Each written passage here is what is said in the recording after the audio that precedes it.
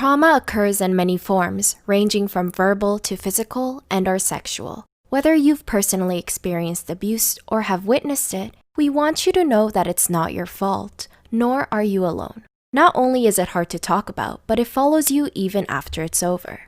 We hope wherever you are today that you're in a safer place. Our hearts go out to anyone who's been a victim of childhood abuse.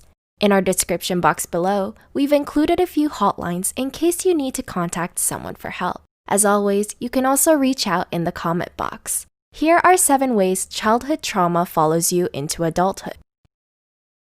1. You can't seem to remember much of your younger years at all. Do your high school years feel like a blur? You might find yourself drawing a blank when someone brings up a childhood memory, and you can't recall the same one. People with childhood trauma may experience flashbulb memories, in which they remember vivid moments, but not the full event. When you look back on the past, it's made up of more black holes than fully written chapters. You might even feel like someone or something has stolen your childhood, depending on the severity of the events. 2. You find yourself in toxic relationships. If you've ever watched or read The Perks of Being a Wallflower, you'd be familiar with the quote, "We accept the love we think we deserve." When you grow up in a household devoid of love and emotional support, healthy relationships are a foreign concept to you. In fact, many people who face childhood trauma often adapt the fearful avoidant attachment style, where they want emotionally close relationships, but find it hard to trust or depend on others completely. Consequently, without knowing it, you might seek destructive relationships, mistaking the mistreatment and uncertainty for excitement. 3. Or you feel like you don't deserve love at all. People who experienced abuse in their childhoods might avoid romantic relationships altogether, believing they can't be loved by others. This is known as the anxious preoccupied attachment, where the individual wants to establish emotional intimacy with others, but often fears rejection.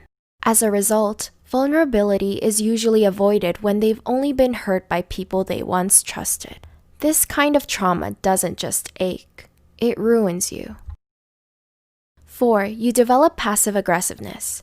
Did you grow up in a household with anger all the time? It can be so scarring that you might even grow fearful of this emotion.